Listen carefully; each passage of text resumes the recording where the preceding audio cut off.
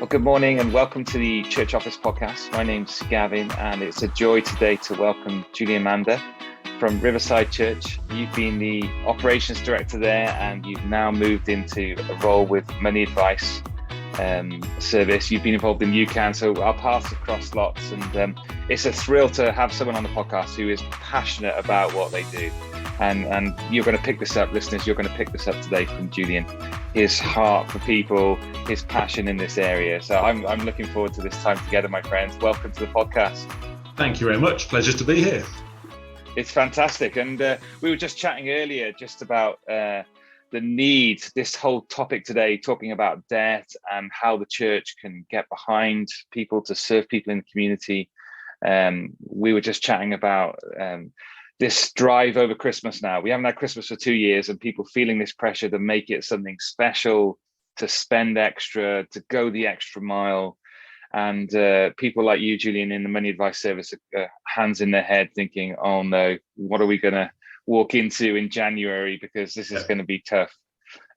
Mate, give us a picture of what you're seeing, debt-wise for people, because we've had COVID, the effects of that as well. Fill us in on what your thoughts are on that. Yeah, I think you would think that because Christmas comes around every year, everybody would know it's coming and plan for it. The reality is people don't plan, and Christmas is always an opportunity to, in the name of Christmas, or at least the commercial Christmas that our culture celebrates, of just ignoring anything in January or any consequences and just spending even money that you don't have. And I think I see, certainly in those who we help, there's a lack of connection between the sort of a desire to go overboard or treat yourself or look after the kids or spend money or drink yourself to oblivion and just totally think of the next year as being, oh, I'll just deal with that when it arrives. And normally around the 2nd or 3rd of January, when the hangovers are finished, when the bills all start arriving, end of January, we know we always have a peak in January and it's always the same. And people who've had credit cards use them, and often it's an industry stat that it takes the entire year to pay back off the debt from the Christmas that you've just spent. And now we're seeing it's more than that Christmas. Christmas is arriving and families or people are still paying the debts off from the previous Christmas when they're doing it all over again. Man. But actually, even when we talk about credit cards, for many of the people that we help at our Money Advice Centre here in Birmingham, a credit card is a luxury. Many don't. So we've become aware of very different demographics, and some people who face a really bleak Christmas. The pandemic has really split populations in countries in two. There are those who have saved money because they've been spending much less, and therefore they look at this Christmas and, oh, right, well, it's Christmas, let's go for it. Actually, there are just the same number of people who have been decimated, who've lost their savings, who've lost jobs, who've just had £20 a week taken off their benefits through universal credit. And although that doesn't sound very much, for some people that we're now seeing, it makes the difference between just managing and starting to spiral backwards down into debt. That we saw one client the other week who is on universal credit, but is in a rental accommodation that is not covered by the housing allowance here in Birmingham. So she has to use some of her universal credit to also top that up. And she's never known a time when the £20 a week was added to universal credit. She arrived in universal credit when that was a thing, has just had that taken off. And the reality for her budget, when we sat down with her and looked at her very meager outgoings, was in a month, the only amount that we can budget with her for groceries or food is £19 a month.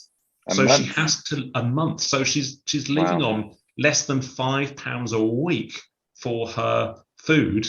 That is impossible. No, you can't do it. And that's not an unusual story. So there is a huge inequality. And as much as we can start putting food bank support in, when we've looked at other things she might be entitled to, there's nothing. So her reality is that until she gets well enough to be able to get back into work, or the health challenges that she's got worsen to tip her into further support. She's stuck in this very meager time, and therefore Christmas is not a time for joy, other than inviting her to the free Christmas lunch here and coming and doing church, and then having a warm roof over her head, and other people who, yes, actually will welcome her in and look after her. So I think it's really opened my eyes since I got involved with money advice as to the reality for how people live. But actually in our churches we can be quite insulated and have a culture where everybody turns up to a church service and it's always lovely and wonderful and the singing's great and the coffee's wonderful, but actually it's not real life. And that's one of the privileges of getting involved in something like money advice, because you meet real people, and every story is different, even if the scenarios around it change all the time. Yeah, that's great. That's great, and I love hearing about it and giving us a bit of picture and a bit of context, because you're right. In churches, we can kind of just be blinded by this. We're not necessarily aware of what is happening out there to some extent. And what I love is that there are churches that are taking initiative in this whole area. So we've seen food banks and churches get hugely involved in that. And really, the last few years, people have been getting involved in CAP or money advice service to make a difference in their communities, to serve these who are most vulnerable at this time. So, mate, tell us a bit about money advice service. Our listeners haven't heard anything about it before. Love to do that. Okay. Well, everybody's heard of CAP because they constantly top the Times 100 companies to go and work for. And when we started our journey towards providing a money advice service back in 2012, it was because one of our pastors kept trying to help someone who kept coming for prayer. He was all over the place, and no matter what they prayed, there was obviously something a bit more rooted that wasn't getting sorted out. And eventually the pastor from our church said, look, would you go and do a home visit? We'll provide the babysitter for your kids. We just know we can't deal with whatever it is that's sorting out. So my wife and I, we went around to go and visit this gentleman north of Birmingham. He had no toilet paper, no food in any cupboard. There was no sheets on the bed. He was anxious. He was distracted. He was clearly in poor health.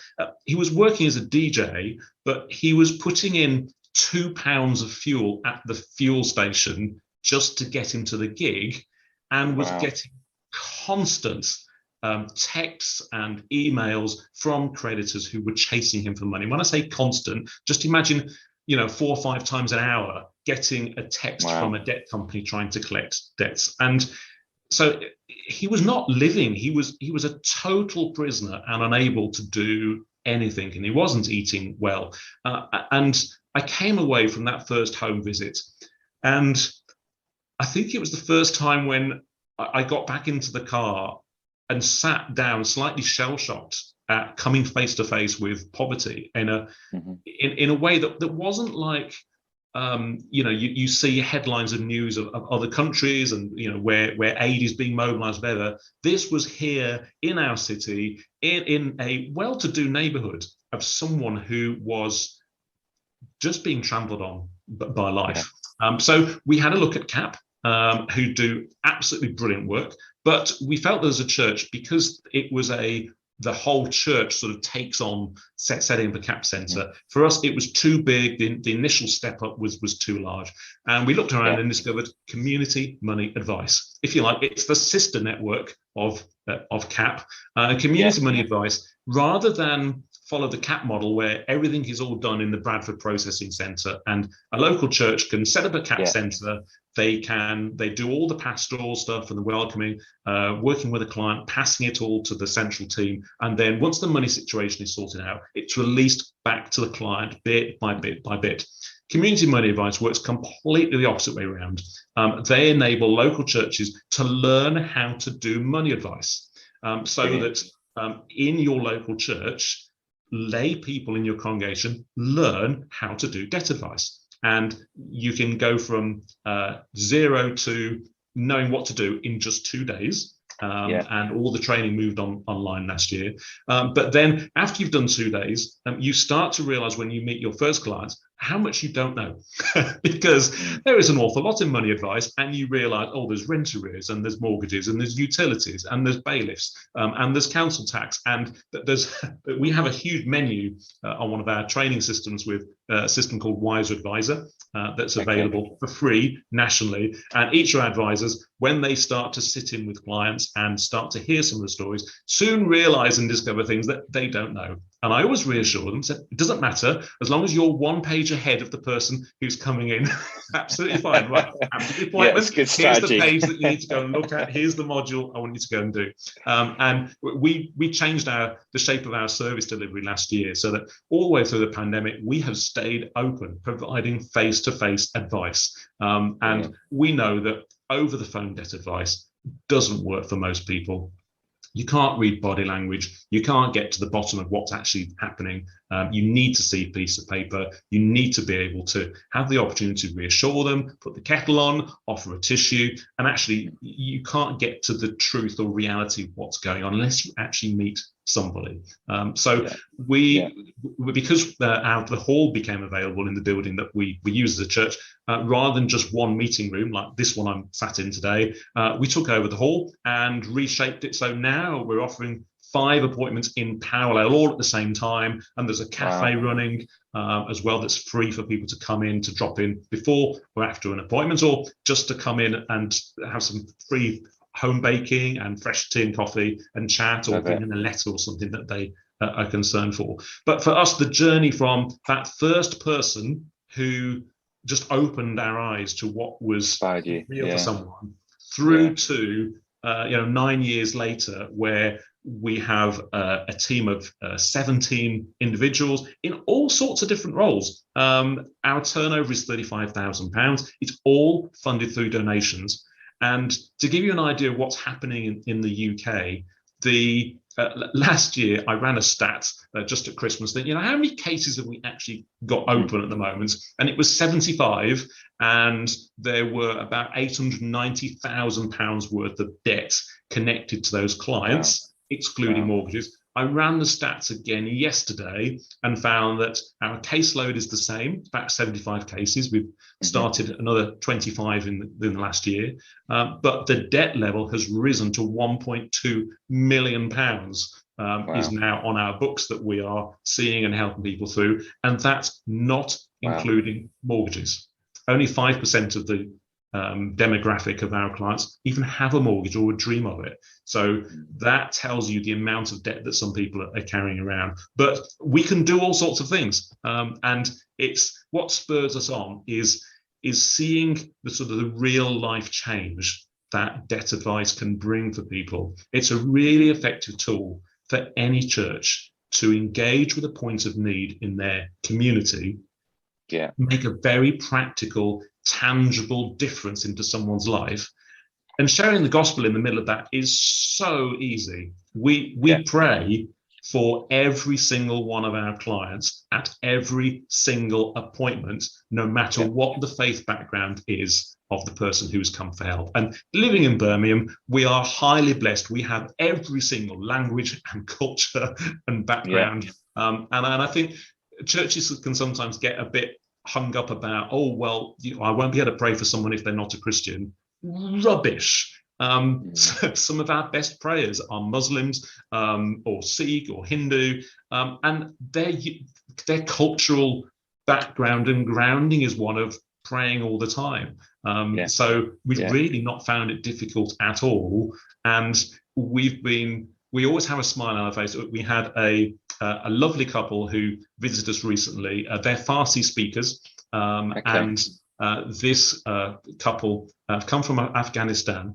And when we were talking about their story, they had, they'd run businesses and employed, lots of different people through their company. They've lost everything because of war and persecution.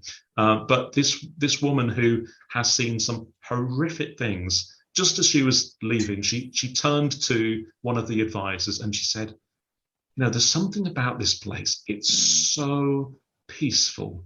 I always feel completely calm and welcomed and at peace when I come here. And I think it's that someone vocalizing a tangible presence of God in a building.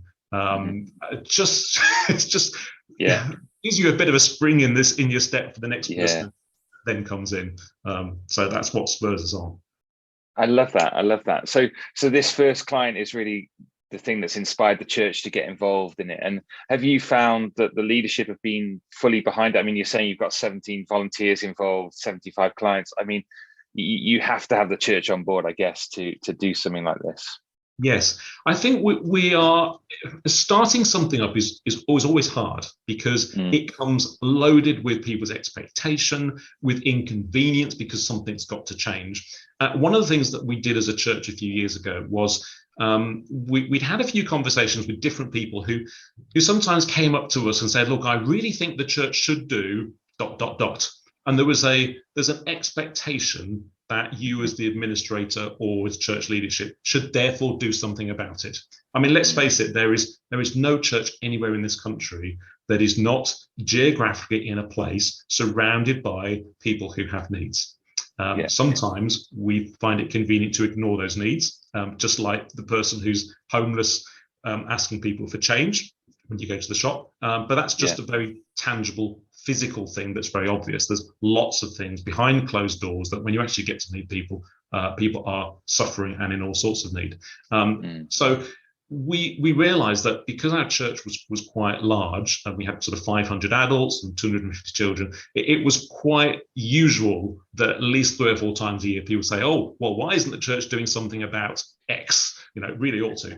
And we sat as a leadership team and we said, okay, right, we know this is a thing. We know that there are people in the church who are passionate about wanting to do things, but it's a full-time job, even keeping the church together, let alone feeling any obligation to do something that someone wants to do something about. So we sat as a team and said, right, what do we need to do that puts a framework in place that would match someone with a passion with the ability to then see it start? So we worked out just a template that asked a set of questions like, well, what is it that you want to do? Why do you want to do it? How do you think you'd go about doing it? What would success look like? How long do you think you'd need to do this initially to work out whether it worked or not? And what do you need from us? Is it money? Is it a physical location to meet? Is it resources? Is it people? Whatever it is. So we built a sort of system that enabled us to, and when people came to us with an idea, either they could take this document or someone would sit with them to help them work it through. And then we could review it as a team and sort of give it a traffic light, red, no, not in a million years, and here's why. Amber, yes, we like this. Here are some things we've thought about or that you need to go and process. Or green light, this is fantastic. Right, let's put these things in place and do it. And actually, that was a really helpful framework because it enabled a whole lot of things to give a permission to different people in the church. One person wanted to set up a stay and play, someone else wanted to set up a football team, I wanted to do money advice, and it therefore provided a framework, and a bit like putting a trellis on a garden wall or a fence to enable a plant to get up. It puts that trellis in place and enables something to start growing up. And I think when we see the fruit of that, I was looking out my window the other day, and our team of volunteer gardeners were out on a Thursday morning, and I'd just taken a phone call, and I just happened to look outside, and one of our recent money advice clients who had become debt-free through the work that we had done was lying down on the lawn with a trowel in her hand and asking one of the other members of the team to film her. And while I was on the phone call, I was watching what was going on. I was going, what's happening? What on earth is going on? So a bit later on, I caught up with the guy who runs the gardening team, and I asked him, what was all that going on? I said, well, this person was so overjoyed at being in a place where she could learn to garden. She's stuck in a hostel, which was her story before she became debt-free, and we managed to help her move home. She was so overjoyed that she wanted someone else on the team to video her so she could WhatsApp it back to her family in Jamaica to show them what she was doing. But then what happened just after that was that they were cutting back sweet peas. They're very aromatic. Yeah. They are nice to look to. And the guy who was leading the gardening team cut a bouquet of sweet peas and handed it to her. She burst into tears and then started asking questions like, well, what do I do with them? Do I plant them? Do I water them? No one had ever given her a bunch of flowers before.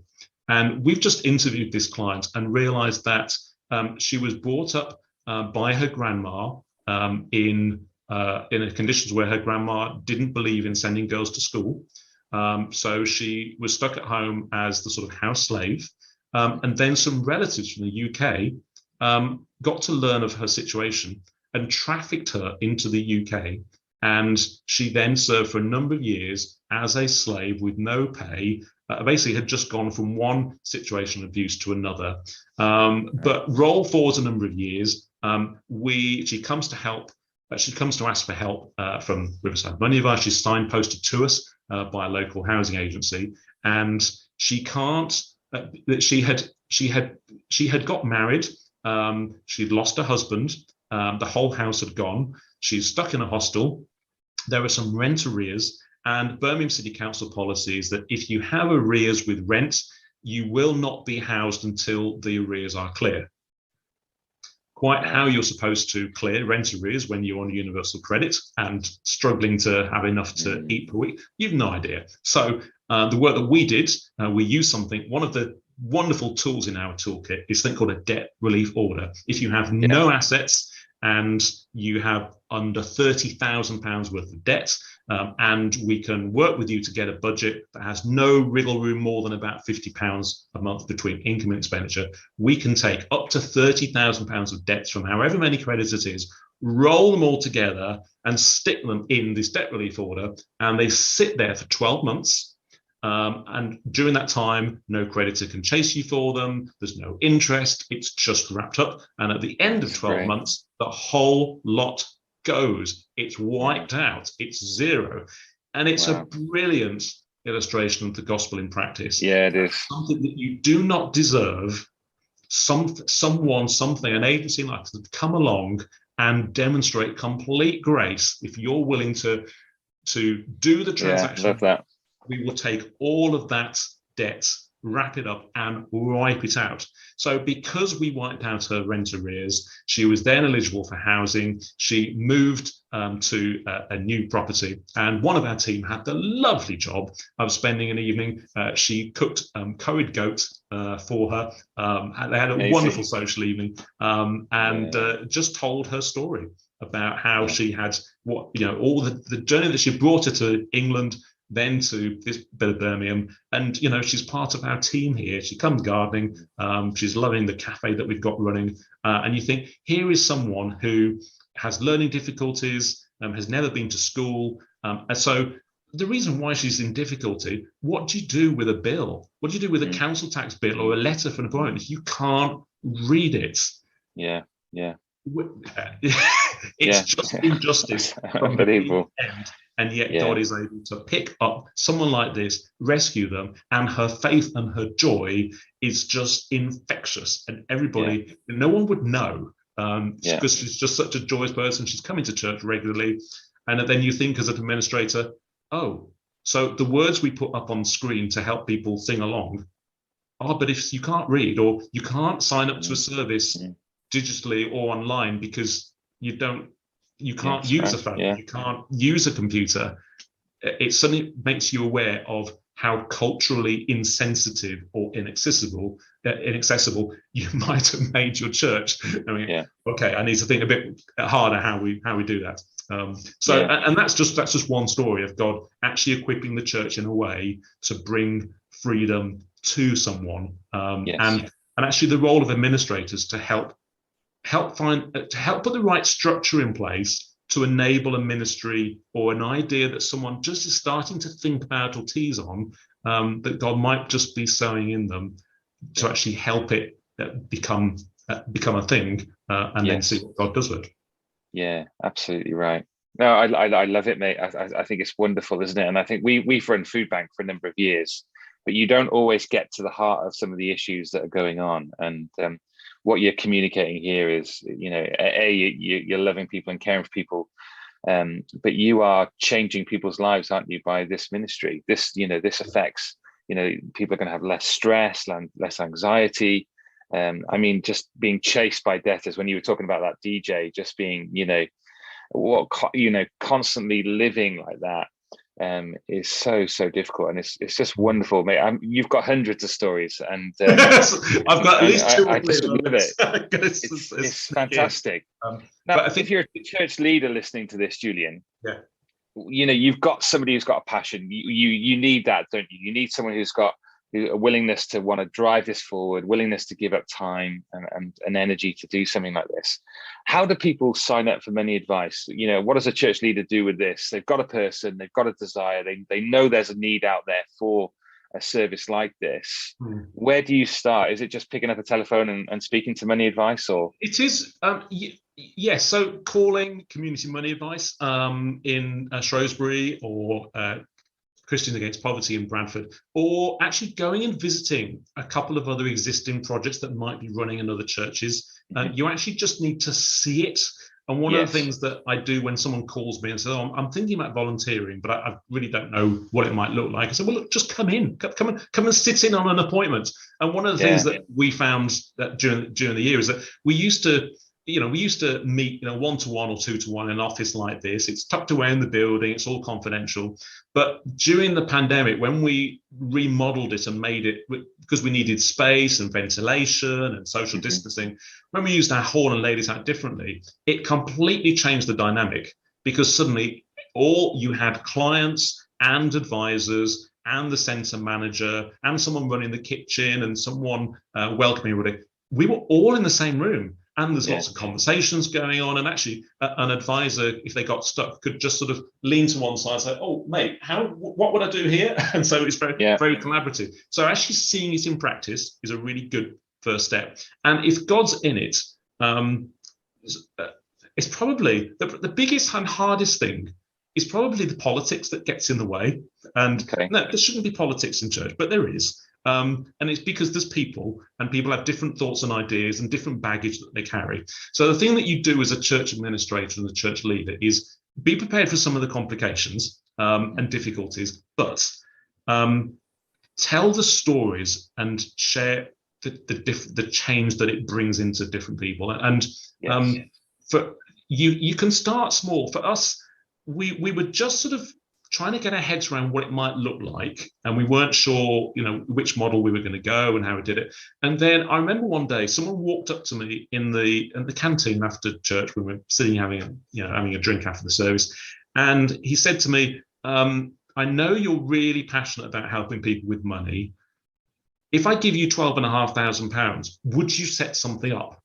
And I went, "Oh, okay, I'll go and think about it a bit more seriously." That was the sort of kick that we needed, and I think for us it was, as a church, it was the kick of meeting that DJ who had nothing, and I still know him as a personal friend, and he's very happy and proud that actually, for the difficulty that he went through, he knows that because of that journey, the rest of the journey, we're now 450 households through our service. We always have a waiting list. We've never advertised because we've got our flyers and information into GP surgeries and job centres and other home support networks and other key points of the city. Those agencies and bodies are sending people to us, and word of mouth is doing a great job. So I think whether it's Money Advice or something else, when you start to try and work out, well, how do we do this? I know it's always going to come up against the opportunity cost of, well, if we do this, then there are other things that you can't do. And there may be other things that you're already doing as a church that actually, until they come to an end, you can't start something else. But putting that sort of framework together says, what do we want to do? Why? What do we need to get it up and running, and how will we know whether it's successful or not, and give us a fixed time scale that enables you to intentionally head to a review and say, okay, we could now just stop this, or gosh, this is fantastic, let's do more, and see what happens. And one of the things that we discovered as a church, which is not to our credit at all, we thought that you could just set these things up, and then we sort of lost track of the fact that, okay, if you've said you're going to do something for a year, you then do need to hold to that and sit down and do a review. And we weren't very good at that. And we had a number of teams that all started, and it all just became, we were just so busy running church that we missed the fact that the time it takes to support ministries needs time, it needs money, and you've got to suddenly learn, if you don't already have the experience or the skills, what it means to project manage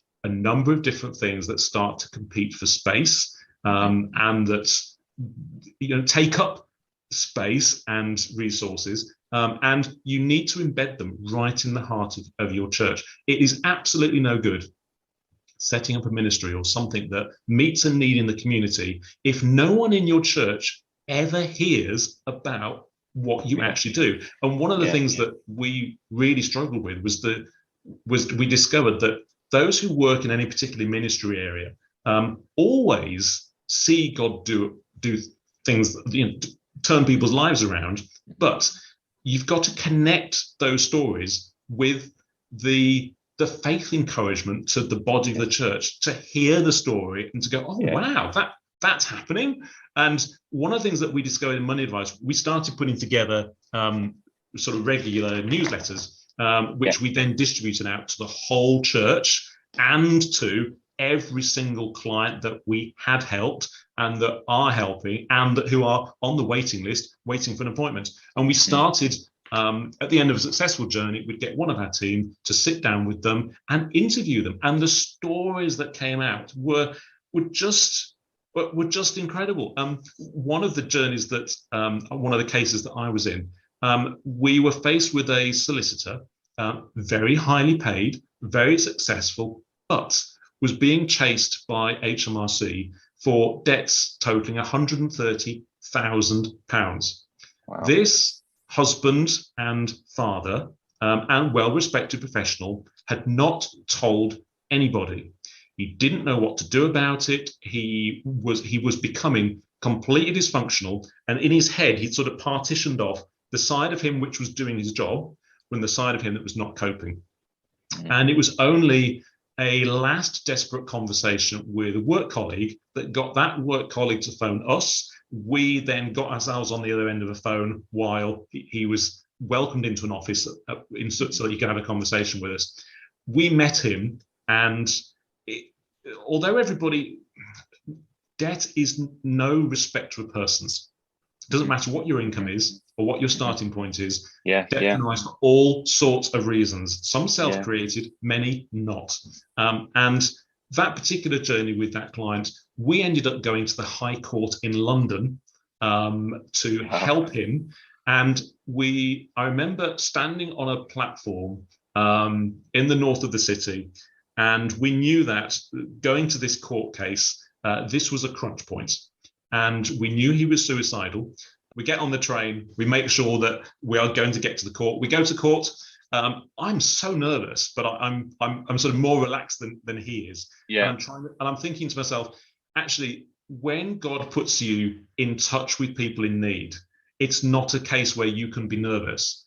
There's actually nothing you can do other than saying, God, this is your hands. You brought us here. I'll pray with this person. I'll support, but you've got to do something. I don't know what. I had to go and see an important judge. Anyway, so he understands that he's obviously doing something. He's got some help. We come back up to Birmingham and roll the clock forwards about 4 months. We've constructed 6 years of accounts. We've been working with this person. The outcome of it all was that not only did he not owe anything, but HMRC reimbursed him for £6,000 that was actually him. Now that once all the records were in place, And I remember the occasion we went out for a meal together and to celebrate and to capture his story. And he said he got a big box on the table, and he'd had a gift from a publisher, and he said, "I want you to have this because I know you like playing games, and this is a special edition that's been given to me." And we sat and celebrated. We had a good meal together. And actually now, since then, he's become a personal friend. We've had the whole family over for games, and and we went out to the theatre the other week. But this was a man who, if God had not intervened, that family were very likely to have lost a father and husband. And yet God completely changed the story, completely changed the outcome. When you see that happen, it's getting those stories. Your church, the members of your church need to hear the difference and being reminded as to why it is that people need to hear about the gospel in the first place. Yes. But therefore, you need some resource within your church to capture the story, either in print or on an interview or on film, or some way to hear it, because we all forget. Once we become a Christian, you sort of get sucked into, and this is the church, and here's how it runs, and there's this service, and there's that. That's not what church is about. It's about rescuing people, and you need to encourage people by always hearing the stories of new people being rescued and the joy that there is of that encounter for themselves. And that's what makes people come alive. And I suppose that's the vein of gold that we discovered through Money Advice. It wasn't Money Advice per se. It was the fact that we started capturing stories, and every single month we put a little news bite out that says, okay, here's something we've just come across. Here's the real life situation, but here's what God says about it and why this person's life has just been changed. And it's that I look back now at 9 years, this particular ministry, which grew from quite humble beginnings, now has a large team. That whole time has been completely funded by people giving either of their time or of prayer or of becoming a part of our team or of giving financially. So with a 35k turnover, it's modest, but the whole journey has grown up to that point. And this Wednesday, I'm taking the whole of the team out. We're going to have a social to celebrate having launched a cafe, of starting a satellite centre somewhere else in another community centre. And I have the joyous news of telling them that a member of the church has just put £30,000 into our bank account because they so believe in what's going on. But it's the stories and the joy that fuels it, and watching God do. I'll leave you with one last story because, and it's the bit that really makes us jump out of bed in the morning. One of my team used to be one of their pastors here. I did a quick review with him last week, and I said, how are you finding it? It's 6 months since we last talked, and he said, this is the highlight of my week. I just love it. It's the people and the stories and being able to pray for people and seeing God. Seeing God move. I've been in church administration for 17 or 18 years, and I think it's always a good reminder that a good church administrator always has to remain as the conductor of the orchestra. Just because you might have a particular skill or particular special power or gifting that God's given you, that doesn't mean that you get up off the podium and start picking up the first violin and take prime position. Your role is how do you equip members of the church to follow what God's leading them into and flourish in that. It's a bit like remembering that you're the helmsman of the boat, not the captain who's deciding where it's going to go. You've got to help the boat get there and help the crew run the ship well and keep it afloat. And so anything that we can do to help people find their calling in service, and be prepared that often God's idea of church is not our idea. You might think you're in your role to help run the Sunday services, put people in a rota, who's going to welcome, who's going to do the coffee, who's going to help people get into groups. That is not church. Church is a community of people who are changing people's lives, and who God is seeing people around you in your community who he's desperate to reach out to. And that's your mission. the fact that you get together regularly and sing some songs is just part of being community. But unless you're feeding people and clothing them and meeting their needs financially, not through just giving money at it, but actually understanding the cause of the problem and fixing it and preaching the gospel, is brilliant.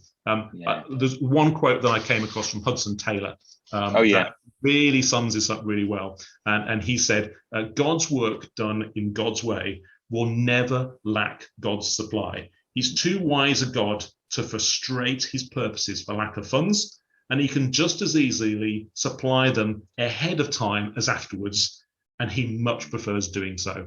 And when I read that, I thought, gosh, that is so true.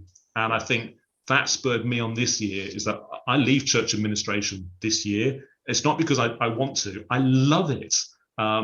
But when you find something that you have a bigger yes to, you've got to go with it. So we've just recruited my replacement. And as of January, I start to move 4 days a week to being centre manager of that money advice service. And I can't wait. We have such a backlog of people, and anybody who wants to just try it out or just have a conversation to find out what it might involve.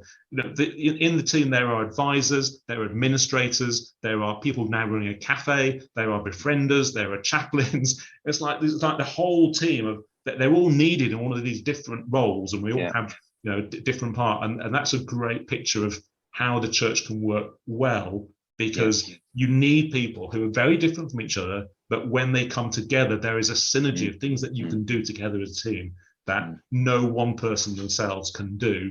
But God is a brilliant architect at building his church and glorifying his name through what we see him do every week through the clients who come to our doors.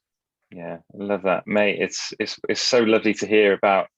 Well, we see your passion, we hear your passion, and I love the fact that you're connecting this ministry, this project to the gospel, and that's what fuels it and motivates it. And then you do a good job at recycling that back and saying, here's the stories. Let me tell you about money advice this week. Let me tell you about the individual that we've helped this week in the church hearing that. And I love that. And if you're a church leader listening to this or administrator leading to this, then have a conversation about if this is a project that you can start. You're 9 years on with lots and lots of volunteers, but there are churches that run these kind of projects and CAP projects who've got smaller resources, smaller volunteers, and it is possible. And please connect with Julian, please connect to the service, the money advice service, and have a chat to them about how you can move this forward in your church. And it's right, God will supply what we need. When there's a real heart to take this ministry on to go and serve the community, God will provide the things that we need, the people that we need, the resources that we need. So I love that. Start those conversations. Yeah, I think it's the fact that it's totally scalable. Many of the community money advice centres are one person sat in their church building with a phone, with a photocopier, and seeing people come to them. The biggest community money advice centre in London, called Crosslight, has 220 advisors. It's massive. Wow. So, 220. Wow. It's like, I can't even get my head around that. Crikey. And that is church based, a network that's just grown and grown and grown. So, as much as there are smaller centres who look at us and go, oh, we could never do that. I'm looking upwards and going, well, I could never do that. But you just start small and see what God does, and you can therefore start really, really nice and small. And that's why we went for community money advice and not CAP, because it just let us be totally scalable and be contextual to the community that we're in, rather than follow a sort of franchise model. So just go for it. God's do it.